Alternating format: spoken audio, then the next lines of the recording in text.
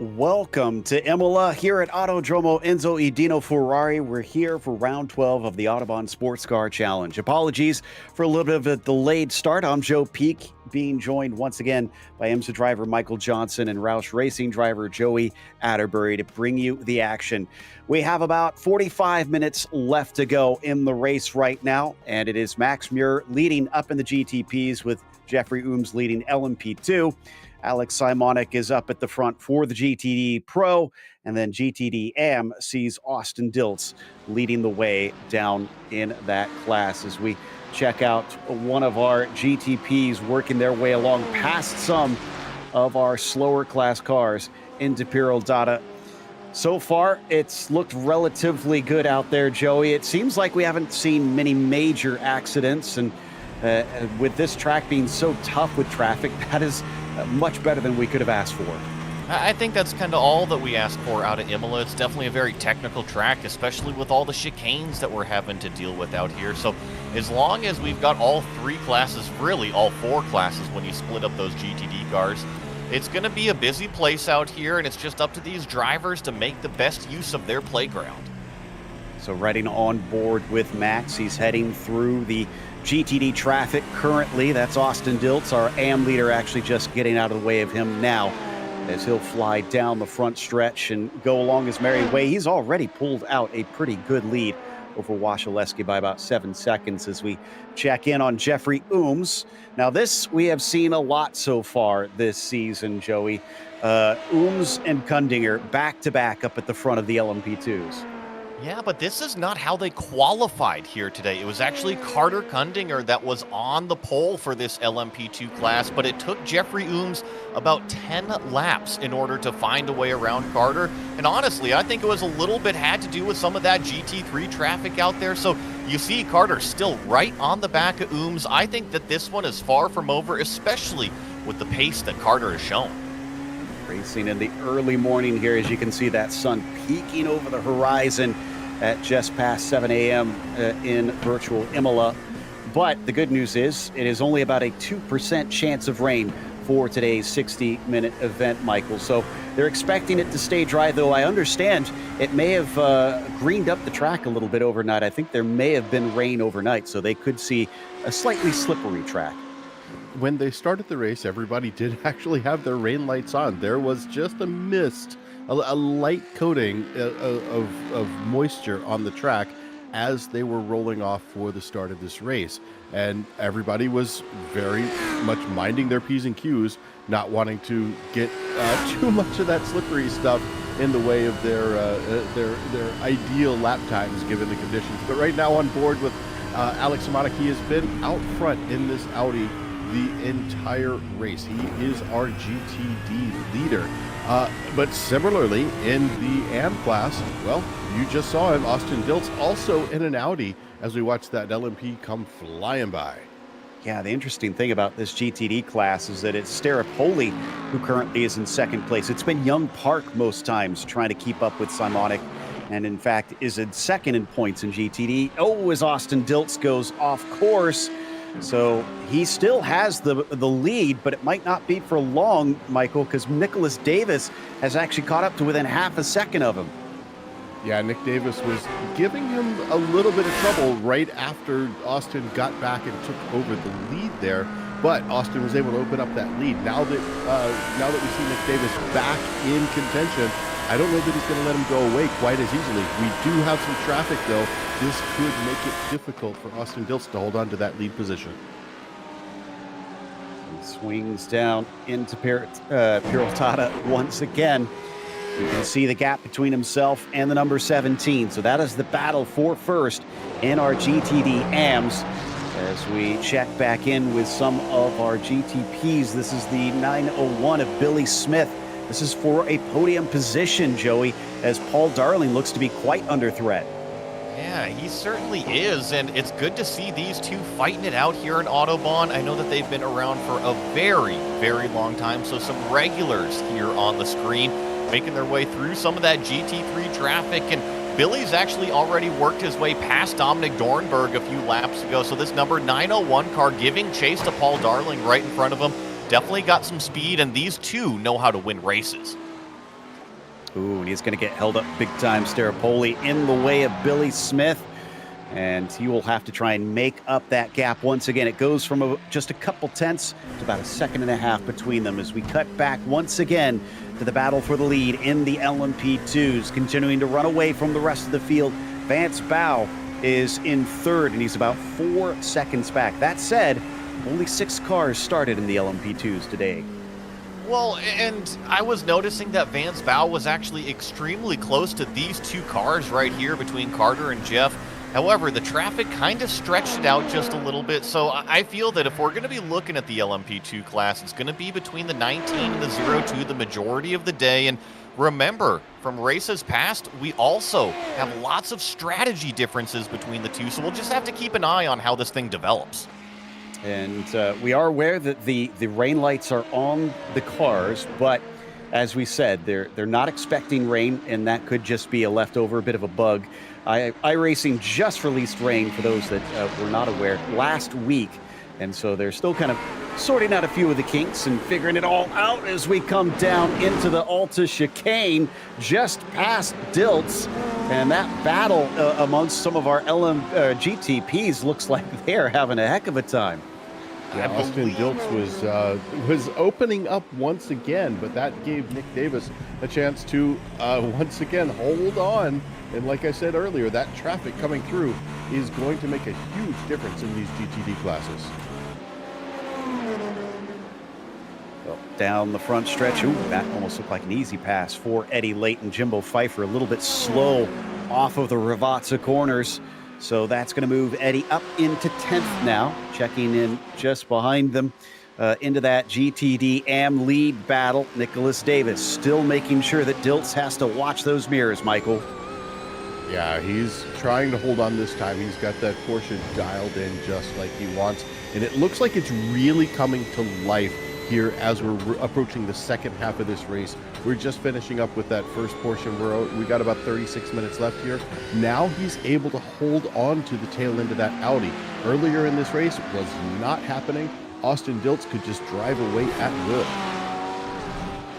All right, and behind them, that is Ed Eisenreich, who is also in the AM class within about a second and a half in that Porsche.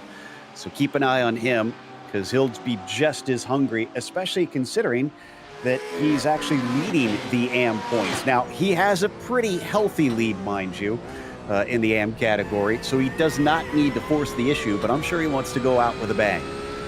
Indeed he does. Ed has just kind of been the Mr. Consistency, really. He just gets in there and he stays all the way up at the front. He stays on the pointy end. He doesn't necessarily win every race, but he's always up there, just raking in the points, and driving super consistently. To give you an idea, that battle for second in the AM's incredibly close. 6 drivers are within 8 points back behind that lead that Ed has. Coming back to our GTP fight for P3, Paul Darling ahead of Billy Smith. You can see just how much speed these cars have, Joey. They are just absolutely quick. And especially into that section right there, you get that big brake zone and that compression, and then you rocket up the hill here. It really is kind of stop and go for the GTPs at Imola. We have so many chicanes to really slow them down, but then these short straightaways, they are enough to really start to stretch the legs on these cars. I mean, I'm watching them come down the hill. Billy Smith doing 170 miles an hour before he jumps on the brakes here for the final 2 Ravazza corners, and then out of Ravazza 2, out onto the front straightaway here, still giving chase to Paul Darling. And something to notice, these 2 cars that are battling right here, they are Cadillacs. Our front 2 of Max Muir, Ryan Wasilewski, they are in the Acura machines. Seems to be the car to have here today, because we've also got an Acura in 5th as well, and it looks like another one in 7th with Nathan Dowd, so they're not doing too shabby, but the Caddies fill all the remaining spots among those top 7. There's the other car that looks to be quite quick today. This is Dowd on your screen right now, and yeah, just look at the speed these things can carry out of the corners.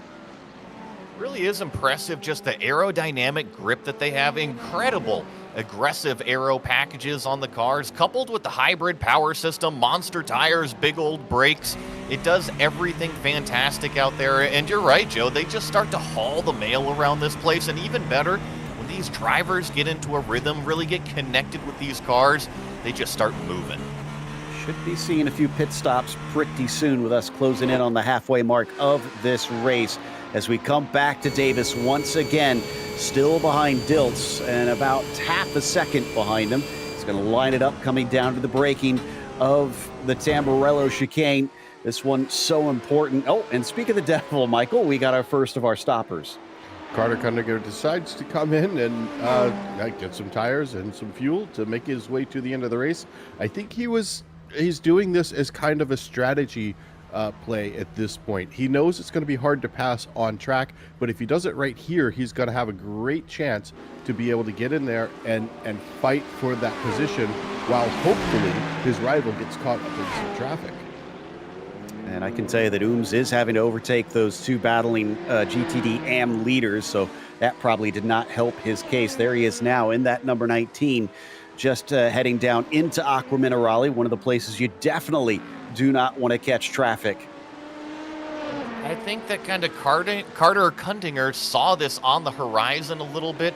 With these LMP2s and even the prototypes, remember, they are so much faster than the GT cars. So if you see a big pack of GT cars and you know you're going to get held up, what is better? Dipping down pit lane so you kind of have to deal with them later. Maybe it's spread out by the time you get there, or try to force your way through. Carter, he decided to come down pit lane. We're going to see how it works out between Kundiger and Ooms when it all cycles through. Well, on immediate looks, there is nobody in front of him. This is him on screen right now. Carter is heading up the hill with no GT cars in front of him. And the next one up is Sean Reese, and it looks like Shane Hunter. Probably not going to catch them until next lap. So it all kind of depends on how much he'll get held up by them in comparison to Jeffrey Ooms as Wasilewski now heads in.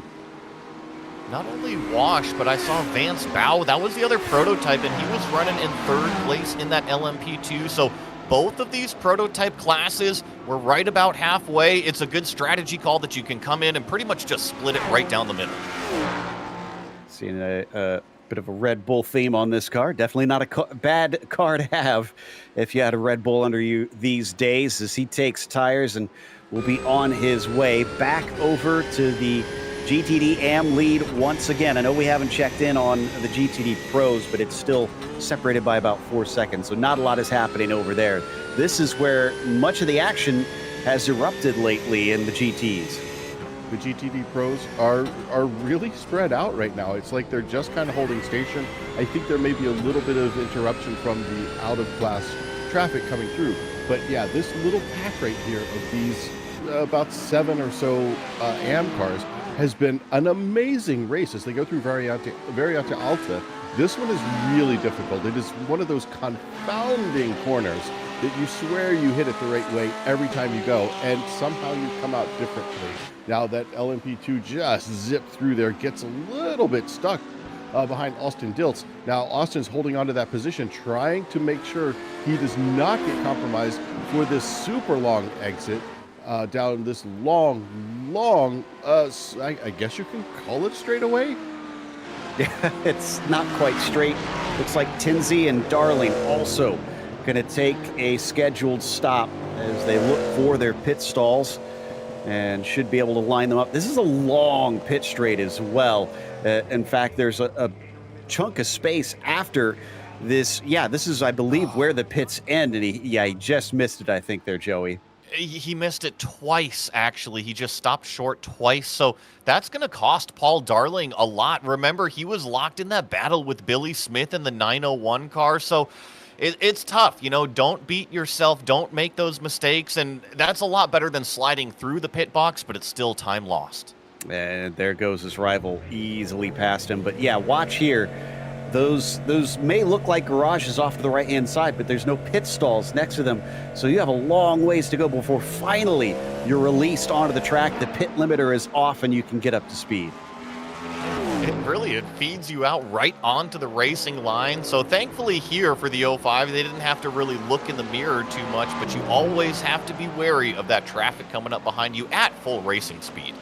This is Kevin Binkley fighting with Dornenberg for what is now a podium position, but they have yet to take their pit stop. As we said, Wash and Darling, I think, have already been in, so they might hand those positions back to them a little later on. Coming down the hill into the braking, Dornenberg definitely needs to find some speed today. He's already, actually, am I seeing this correct? He's 30 seconds behind the leader? Holy cow, he is. Yes, you're right, and I know that there can be quite a big pace difference with these GTP cars, but I think, Joe, really the big thing has been the traffic. When you get held up here at Imola, you cannot go around GT cars through these chicanes, and then before you know it, the next chicane is right in front of you, so you can get held up big time if you catch the traffic at the wrong place.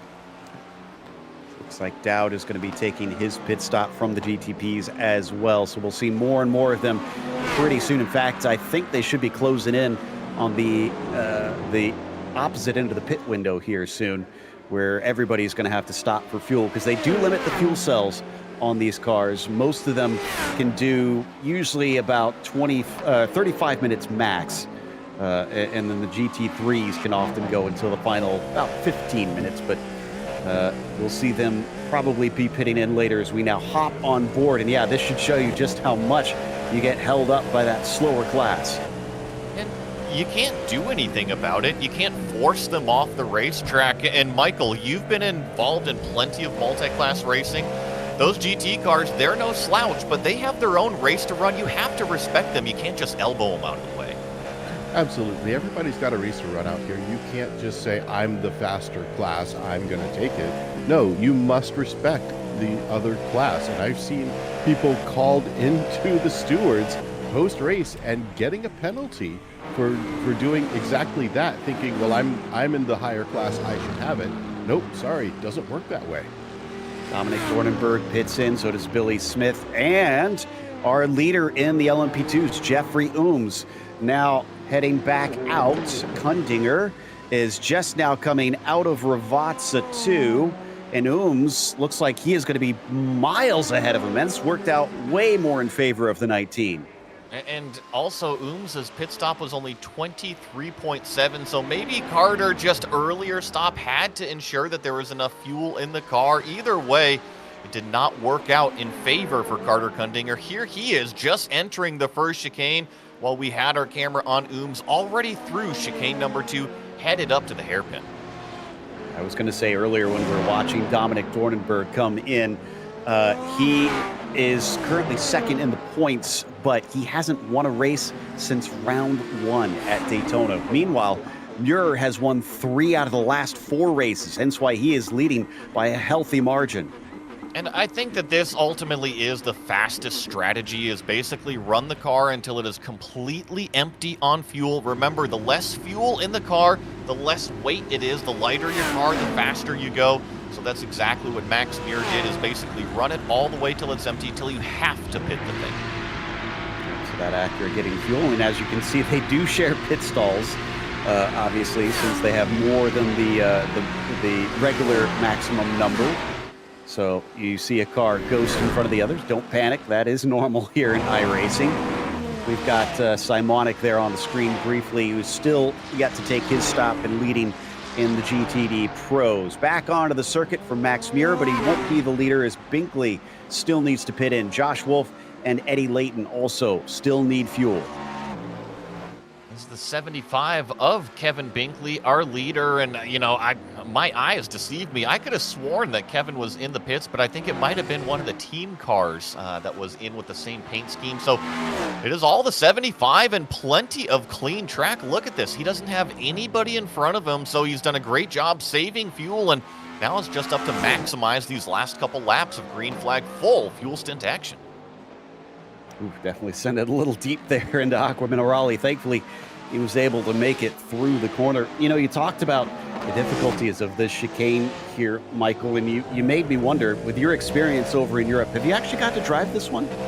Indeed, I have. I've done quite a bit of work at this one for a few different Italian manufacturers. And I can tell you, Variante Alta is one that will. It's almost frustrating. It's not just in the sim that it's that way. Even in real life, when you run through there, you just catch the bounce a little bit different each and every time. As we've got, looks like that was Binkley going into the pits. Yeah, and he caught the traffic in a really bad place down into Ravazza. You saw him have to kind of squirm out of the way to get around him. But now he's finally going to relinquish the lead back to Muir. I think we'll see Wolf and Leighton probably head in too this time by. I think this is about the most that we're going to get out of those GTP fuel tanks. Indeed, there goes Josh Wolf in. And Leighton, no. Leighton does not follow. Leighton has a very soft right foot. Well, and I'm looking, 25 laps. He's the only GTP car yet to come down pit road, but he's still 13 seconds behind Max. I'm looking at the traffic behind him. Unfortunately, it's going to cycle him pretty far back, but hey, as long as you can stay clean on the racetrack, I think that's a goal in itself here in Autobahn. Keep it clean, and you're actually going to have a really good finish in these GTP cars. Ooh, we mentioned earlier that Dilts had pitted, and I see Nicholas Davis in, Michael. So this might be one we'll want to keep tabs on to see if he comes out with him. In fact, he's just leaving his pit stall now. Yeah, Nick Davis is now rolling. He popped into the pits. His time there was not that bad. His looks like he was 19.2 sitting there, but it was 22 seconds for Dilts. So he made up significant time. And I don't think Dilts is going to be able to catch him. It's just been a little bit too much traffic. Yeah, I mean, Dilts is still, he just crossed the start-finish line now. So that is a massive gap. It is looking like about 5 seconds between Nick and Austin. So Nick has used the strategy to great effect here. He is our new AM leader. Indeed he is. He has just made a great plan here. He saw when Dilts went in earlier and decided to stay out, not follow him in. He wanted to catch that overcut, undercut, whichever one you want to call it. I've heard it described both ways. So the cut, so he's trying to make his cut happen, and it looks like it paid off in spades for him because he now has a huge lead with the next closest driver behind him, which is our former leader, Austin Dilts, at about 5.25 seconds back. Right, so Staropoli is now in from second out of the GTD Pros. Simonic stays out for another lap. Bradley Haley looks like the Comet going to take his service as Ryan Robertson also joins a number of the top runners actually pitting in the GTD Pros. Now exiting back out onto the track as Staropoli will return in second. Yeah, Staropoli able to hold on to that position, but Simonic is just out front and kind of driving his own race. He doesn't have too much to worry about. Right now, though, he has got about a 46.5 second lead, which is not that much when you realize what the cone-to-cone time is here on this racetrack. And when you hit that exit cone, you can hit the entry cone at full speed coming off that final corner combination. But when you come out, you are significantly slower than the cars approaching. So Simonic's going to have a bit of a time. He needs to open up a little bit more of a gap here before he gets into his pit rotation. And while earlier Billy Smith was trying to fight with Paul Darling, that is no longer the case. He is on defense now here, Joey. Look at the train behind him. And all of these cars have come down pit road. It's about 4 GTP cars as Nathan Dowd almost gets into the back of one of the LMP2s. And now Dornenberg looks down to the inside of Dowd. So Dowd is in that white and blue GTP. Dornenberg right behind that composite machine. And then we also have Kevin Binkley. That's the 3rd GTP in line. They're going to go sailing by this LMP2 car, kind of use them as a little bit of a draft. And things are starting to heat up here in GTP. They really are. This is going to be entertaining without a doubt as we ride on board as they navigate the traffic on either side of that was Morgan Smith that they somehow found some room around, and that actually did not work out for Binkley. He was not able to overtake on Dornenberg, but thankfully we got through it clean. And they're coming up on another GTP car. So this is Chris Pies in the black and blue car right in front here. They're going to come up to him at one of the faster sections, and once again, you're just going to get held up. You have to wait through some of these really fast corners. They don't have the legs, and oh, Dowd's going to look down to the inside. This is a tough place to make it work, but Chris Pies now, Dornenberg has turned around. Contact between the two. Oh, and that might have just dashed the hopes that he had, what little there was, for a potential championship. Damage on the car. It looks like it is limping. Can he bring it home, and can he even finish? Oh, look at that. Yeah, I can report that it was kind of just front-end steering damage, that he just got blasted right on the front axle. He didn't get hit from behind in terms of the spin. Joe, I just think it was a stack-up, and you know these GTP cars, that rear brake, it's tricky. Yeah, that's kind of my immediate thought when I saw it, as he tries to get it wound up in time. Almost wonder if one of the tires is just not quite hooked up right now, and it's certainly not providing the braking that he needs as he wheels it back in. He does, oh no, he does have a meatball flag, it looks like. So he is forced to come and get this repaired. So this is the replay. Now we're going to be on board with Dominic. He's going to stack up right in front of him. He's going to squeeze the brakes. All of a sudden just lock it up because he's got the LMP2, and bang! We don't see the impact, but that other GTP car just came and smacked that right front corner. Almost looked like the right rear maybe was not completely hooked up afterwards. I thought I saw it wobbling, so I wonder if that is the culprit. Let's watch it from off. It wasn't hit. It was that right front that you mentioned earlier that was hit. So that would be the one, but regardless, he just cannot continue. He's in the pits now. It's tough. It's part of multi-class racing, and I'm sure that Dominic is going to go back, look it over, and definitely write down some notes and learn from the experience for sure. Well, the farthest down he can finish looks like it's going to be 11th place, and that will be enough for 7 points. But this might mean that Max Muir will put himself practically out of reach. That said, it is double points next time for the 90-minute race. So he's not completely out of it, but it's going to take a miracle. I think anything is possible in Autobahn. I mean, how many times have we seen just these stacked fields and everything get mixed up, not only on the initial starts, but once you have to get through this multi-class traffic, there are so many variables involved. And the other thing that I love about Autobahn personally, these pit stops, because there's so many different cars on track, there's actually strategy calls involved here with this series. Muir right now has the bonus point for the pole position, and it looks like for the fastest lap if he holds on to that one, which he currently does. So it could be a perfect score of 27 for him since he's 27 away. I actually think, no, he can't completely distance himself, it looks like, because of the points that we will see Dominic at least score at minimum. But like I said, he's going to be just so far back from him the way that this race is looking. It's not going to be likely that he'll still have a realistic shot at this. Meanwhile, coming down the hill side by side and eventually able to overtake what I think was one of our LMP2s, allowing another one of the Acuras past.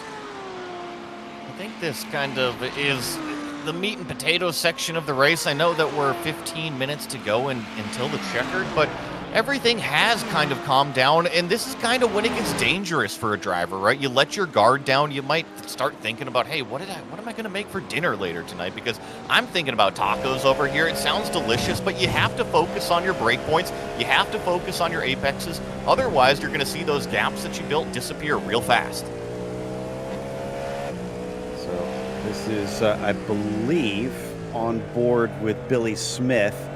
He's still ahead of Dowd and Binkley, but of course we're missing Dornenberg now. So they've separated slightly, and it's no longer the hard fight that we had before. And Smith does not look like he's going to catch up to Paul Darling as it stands, but we know that anything can happen in Autobahn. 20 seconds between himself and the third place could be brought down, but it'll take something dramatic for the 55. I tried to go back and really find where that gap came from, and the only thing that I could find, Joe, is that Billy Smith dealt with heavy traffic coming into pit lane. I think at one point he was at least 2 wheels off, 3 wide, trying to get to pit lane. So I just think that he probably caught the traffic at the wrong point, and that gap just kind of grew. Yeah, So there you can see that distance between a pair of them now. And then there's, on top of that, another 20 seconds between Wasilewski and Muir up at the very front of those GTP cars, too. Things have definitely settled down in terms of fights throughout much of the field. But we all know, if you've ever watched an Autobahn race, when it comes to the last 5 minutes, it almost always seems to suddenly come alive. I think one of the things that is kind of always a guessing game too, Joe, is with the new weather system. Michael was pointing out that it was kind of slightly wet when we started this, hence the rain lights and all of that. I wonder if that fuel calculator is starting to take in any of that early stuff. You got to make sure you get enough fuel in the car the entire time too. Yeah, that's true. And we have seen that play a part in races in the past. Drivers try to cut it that little bit too close out there. Hopefully everything has been, everybody's hasn't gone too aggressive so that they can at least get across the finish line. Hopping on board with Paul Darling. That is going past Simonik, our GTD leader. Wasilewski about 2.5 seconds up the road. You see what their lap times are looking like. 29.7 for Darling as he just crossed. 29.9 for Wash. So about 0.2 different that last time. It's going to take maybe a bit more from the 55, I think, to catch him. Yes and no. I think that if we had no other cars on the track, you're right. I would agree with you 100%. But being only 2.5 seconds up the road, Paul Darling physically has that carrot, right? He sees it right in front of him, so he knows that he's hunting down Wasilewski up there, and every single time they go up on a GT car, he's saying, all right, if he gets held up, that's another half second that I can take out. Getting on board with him now, continuing to chase him down. Also gives you a good sense of just how scenic it is at this racetrack. Goes through a park, and whoop, thankfully the car in front of him pops out of the way at the last second. I thought he wasn't going to. He was after going to go through the grass, but compromised line up and across Alta, the highest point of the track here. And then it's going to plunge back downhill. And you can even see some of the houses just to the outside of this track with spectacular views of it. Right there through those sets of corners, we got a perfect example of how much you can get checked up from those GT cars. Remember, it was about 2 seconds, 2.5 seconds. Well, I'm looking live right now, 1.0 seconds for second place between Ryan Wasilewski and Paul Darling. I want to give credit to Dominic Dornenberg. He has repaired the car and he's trying to get back out. He's many laps down from his class leader, but he's going to try and capitalize on whatever he can and not give up yet, hoping that maybe someone will have attrition and will gift him a place here at the very end. Ooh, down to 1 second. There you go. There's that traffic, Joey. It has suddenly come alive here for P2 once again. And there's not much strategy difference between these two cars on the racetrack. We got 13 laps on Washes. We got 12 laps on Darling. So relatively even in terms of the tires. I think the big kind of story here is we got an Acura versus a Cadillac here in GTP. Caddy's trying to make sure they at least get one on the podium, maybe up to second place here. Much better run through this portion of the circuit, up to 1.5 seconds now. Oh, and very wide back there for Paul Darling as he clunked over the curbs. Looks like that, oh no, actually it didn't cost him time. It's down to 1.2 now, so it didn't look fast, but I guess it was. Ooh, and actually Joshua Wolf, sorry, I had my eye on another GTP car because Leif Peterson was hunting down that seventh place, and here is Joshua Wolf. This is out of chicane number 2, just got too happy on the throttle, spins it around all by himself, unfortunately. Oh, man. Yeah, that was all his own doing. Leif Peterson thankfully avoided the incident as it happened directly in front of him. Checking back in with Tom Hammond, though. Got a nice little fight occurring in our GTD AM race. And actually, no, Hammond is not in that AM category. So this is between himself and Dale Green, but 13th out of all the GTDs. It was a nice little race these guys were putting on for a bit. Even though it is out of class, there was some interesting stuff going on elsewhere, but I definitely had my eye on this. I wanted to see what was going to happen, and it looks like Dale Green realized this is not my race. This is out of class. It's just pride holding me here as we get a quick run up onto that GTD car. Wow, look at that closing speed. You can see our director using the teleprompter thing there, just encircling that gap as it fluctuates back and forth constantly. There are no guarantees when you are this close to the other car. Now, I've watched way too many broadcasts in my life, Joe. I think what they call that is the telestrator, where Thank they you. take out I that knew I little called pen it and wrong. start drawing on it. Yeah. It's a good thing they did not give it to me, because it'd probably be dangerous. And yes, thank you very much, Andrew. Having fun there behind the scenes with the telestrator as Wash falls back just a little bit, Darling falls back just a little bit from Wash once again, up to about 1.5 seconds. But we will see plenty of ebb and flow. I think it really is just the strong point of the Acura chassis versus the Cadillac, and Paul Darling has done a tremendous job to hang out here in the third place. But I think if we're looking for an even fight, it would be tending a little bit towards the Acura just from the natural strength of the car. Paul Darling, though, with a little bit of traffic, his racecraft is on point. He can steal that away. Light flying out of the first chicane through Tamburello into Villeneuve. Now, fast one, that one. Does not require all that much braking comparatively to some other chicanes, especially up into Alta. And then coming out of the hairpin and up the hill, you can see how steep of a climb it is, coming up over the crest, looking into the sun. And that 2% chance of rain has definitely come true, as we haven't seen any sign of that here today, thankfully. But you have to remember, next time out, they are going to be at Fuji, and that place is notorious for just monsoon conditions. I think everybody's going to be looking forward to that. Maybe not in a positive light, but some people will be. And just to let everybody know, nothing has really changed over in LMP2. Jeffrey Ooms still leads the way. He's got 7.5 seconds over Carter Kundinger. Vance Bow is still hanging out in the third place position. Chris Pies is actually giving chase to Vance right now, about 2.5 seconds back there. So the battle for third, relatively close, but it has all stayed kind of line astern for at least the last 15 to 20 minutes. Ooms retains that lead after starting on the front row and overtaking his teammate, and then just gapped him after the pit stops, making much better use through there for sure. 6 minutes now left to go on the clock, as we see the classes have to pick their way past one another. All three of them on screen here coming through the Tamburello chicane. I love multi-class racing. The GTP is a little bit faster than the LMP2s, a little bit faster than the GTs out there. So you just got to get along with everybody on the same playground despite the toys that they bring to play with. Checking in on our GTDs, because Michael, I know we haven't gone to you in a minute there. Doesn't look like there's a lot of battles going on. I guess the biggest talking point is just that Nicholas Davis, after he managed to overtake Austin Diltz, I mean, he hasn't been fazed by anybody. True. It looks like Austin Diltz may have had a drive-through penalty. I've been scrolling back to take a look at what was going on there. Diltz was holding on to position, and then something happened. I'm going to guess he had maybe too many off tracks. Really easy to happen here.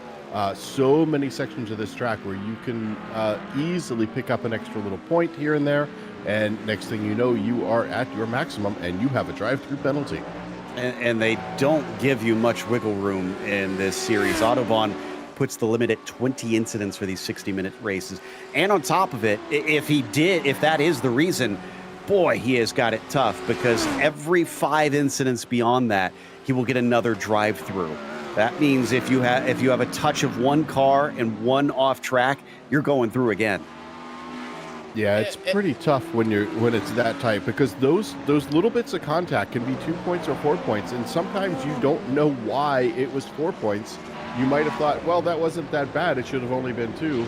And next thing you know, wow, it really really misses you up. So Joey, you had something you wanted to say on that. Well, Michael, you've spent plenty of time in production-based race cars. I grew up racing spec Miatas. What are track limits to begin with, especially when they're digital versions of track limits? Exactly. I remember a race, an IMSA race at COTA, Circuit of the Americas. You may have been there for this one, where we went out and did our qualifying, and then we had the drivers meeting after qualifying. And the next thing you know, oh, if it's paved, you can use it. And the fans were screaming all over the forums everywhere. They were like, you can't drive out there. That's beyond track limits. When I'm there on a track day, that's outside of track limits, and I have to go to see the stewards. Why don't they? Well, we were told we could use it. So it just depends on who the chief steward is for that race. Exactly. Each league has its own limits, and here in iRacing, each track has its own limits, and drivers have to explore to find that. Now, we do thankfully have info for us behind the scenes that says where is considered off track, so that we can kind of get an idea to gauge it. Generally, it is mostly these white lines that you see, but when it becomes the paved runoff, often it'll become four wheels off. But when you go outside of those limits, you get an incident point, and then you rack up 20 of those incident points. That is when you get that drive-through penalty. Meanwhile, checking back in with Nick Davis once again. Ed Eisenring, who leads the points in that GTD AM, is the next one down, but he's about 9.5 seconds back, so he is not a concern for the 17. Uh-oh, that's a little wide there for Nicholas Davis. That is a tough section of track. That's Aqua Minerale. It's really an interesting downhill, off-camber, sling the car around and slow it down. Try to hit the apex, but don't run wide, because that's another one of those spots you can very easily pick up a few incident points. And Davis had to give a slowdown penalty for that one, so had to give the time back.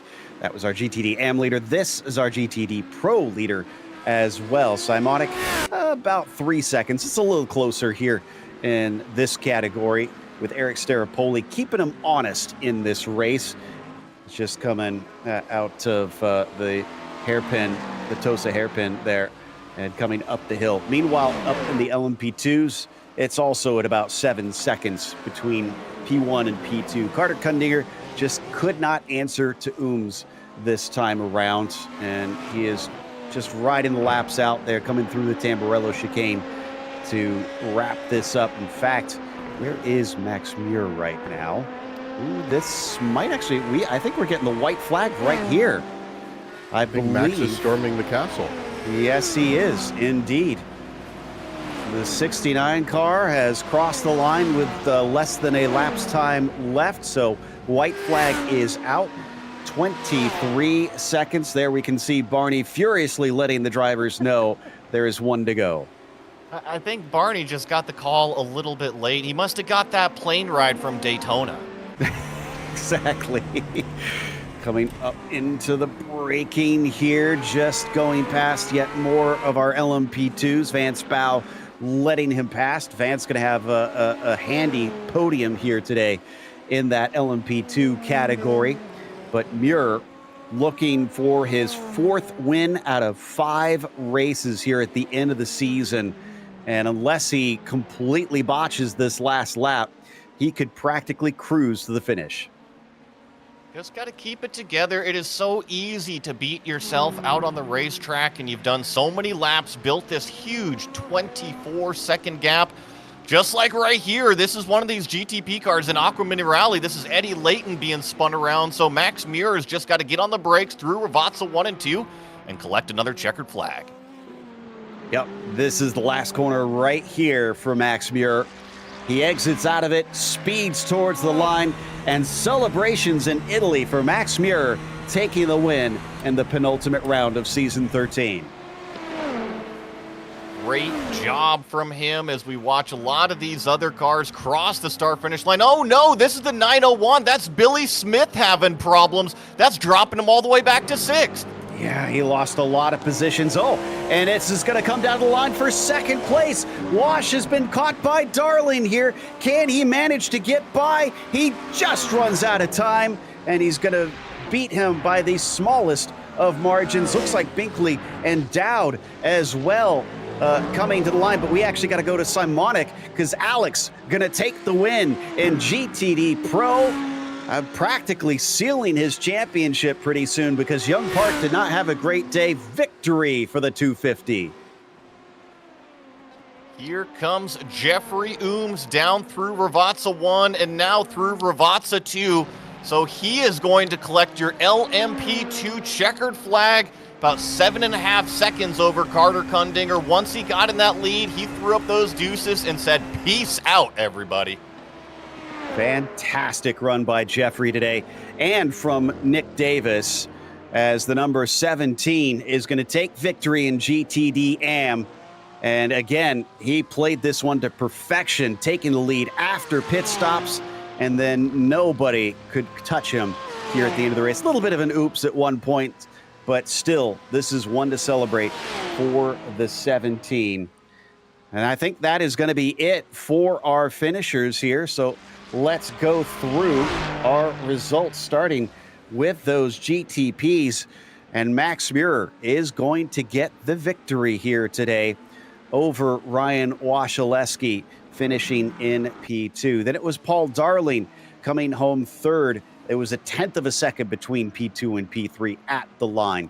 It was Kevin Binkley finishing fourth, followed by Nathan Dowd in fifth, and Billy Smith in P6. Lee Peterson was the first one lap down in seventh today. He had Eddie Layton behind him in eighth and Jimbo Pfeiffer in ninth. Then you have to go down to Dominic Dornenberg, who did finish the race, but could only take 10th place today. Josh Wolf, Paul Gibson, and David Williams were a DNF. Oh, what about the LMP2s here, Joey? Yeah, 10th overall and first in LMP2 is that Jeffrey Ooms, the number 19 car. Second place in LMP2 will be Carter Kundinger. Vance Bow rounds out your podium there. Chris Pies finishes fourth. Robert Tinsey in fifth. Brian Bennett in sixth. That rounds out the 6 LMP2 cars. Unfortunately, Robert Cass in the number 42 did not start today's race. In the GTD field, we had Alex Simonic leading all the way from, I think that was a flag to flag for him. Eric Staropoli in P2. Michael Ross was third. Young Park falling back to fourth. Not quite exactly where he expected to be today. Bradley Haley in fifth. Ryan Robertson sixth. The leader of our GTD AM class, Nick Davis, we saw him there right at the end. With Ed Eisenring right behind him. Sheldon Rosenbaum, the last step of the podium in that gorgeous blue Ferrari. Austin Diltz, little bit of trouble, ended up next with Chris Sherburne right behind him, Mark Kudrowski, and then back to the GTD Pros, Tom Hammond. One more step, a couple more steps here into the AM class. Dale Green, Morgan Smith, and Shane Hunter, as well as Sean Reese. Then Paul Schmudlack was next in the GTD Pro class with Trent Brown, about 40 laps down. I'm not even sure he got a lap in at race time. So it looks like we've got our winner in the GTD class, Alex Simonic, ready to talk to us. And as he joins us, Alex, we were saying that it looked like this one was pretty well under control, and you didn't have Young Park behind you for once. Yeah, I with the surprising, minimal amount of practice that I had, I'm very surprised at the result. I joined in the server. I thought Montreal was a suitable setup to Imola, and I just started to run it, and it proved to be quick. Now, we saw as we came into the session that there may have been a little bit of moisture on the track at the start, potentially, or that could have been for the very beginning of the session. What did the track feel like out there today, even though the race itself was dry? Yeah, the status of the track said it was very lightly wet, but as soon as we were driving around it, it dried up in about a lap, and it felt completely normal. Well, glad at least it dried up quickly for you guys. But it doesn't sound like you're going to get the same sort of luck when we go off to Fuji. I understand the forecast is pretty wet out there. Are you looking forward to that challenge, or are you kind of anxious? I've never done a full race in the rain yet, so I feel like this is going to be a fun challenge, especially with the faster prototype sending it on us. Well, best of luck when we get there. Congratulations on the win. This was just a beautifully run race, sir. Thank you very much, Joe. That was our winner, Alex Simonik, in the GTD Pros. In the GTD AMs, I believe Michael has our winner down there, Nick Davis. Nick Davis, wow, what a race for you. I guess it kind of fell into your lap a little bit when Austin Diltz in that little offset of the pit timing. How did that work out for you? Yeah, I think Austin might have overshot his box. At least that was the information I was told, which obviously really helped me. I think he had the pace over me. I was pushing. I think he was pushing. He overdrove it into 2 a little bit one time, which kind of gave me some relief after our little incident with Sheldon. And then, yeah, the pit stop was kind of his nail in the coffin, though. But it looked like you had probably a little better control of braking, at least from our perspective, trying to watch the race. Did it feel like you had better brake balance in your car than he did, or did you find you could pull speed from elsewhere? Yeah, no, I definitely was better in the first half of the track, which I think most of the heavy braking zones were in. I had him into turn 1. I knew for sure. We were pretty even straight line speed, but the second half of the track, like the final chicane and everything, he definitely had a little bit of pace. But in braking, I would agree, definitely had some pace on him.